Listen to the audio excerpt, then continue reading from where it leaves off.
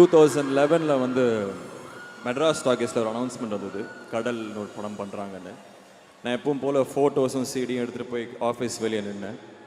ஒரு 2 நாள் நின்னேன், ஃபோட்டோஸ் வாங்கினாங்க. இல்லை, எனக்கு சாரை பார்க்கணுன்னு வெயிட் பண்ணிட்டே இருந்தேன். சீஃப் ஏடி வந்து சார்லாம் பார்க்க முடியாது, எல்லா ரோலையும் எடுத்தாச்சு அப்படின்னு அனுப்பிச்சிட்டாங்க. 3 நாள் கட் பண்ணால் திருப்பி வந்தேன். என்னப்பா வேணும் அப்படின்னாங்க. இல்லை, தமிழ் தெரிஞ்ச ஏடி அசிஸ்டன்ட் டைரக்டர் தேடுறாங்க, எனக்கு தமிழ் நல்லா தெரியும் அப்படின்னு. இபியை மீட் பண்ணுங்க, சிவா ஆனந்த்னு ஒருத்தர் இருப்பார், மீட் பண்ணுங்க அப்படின்னாங்க.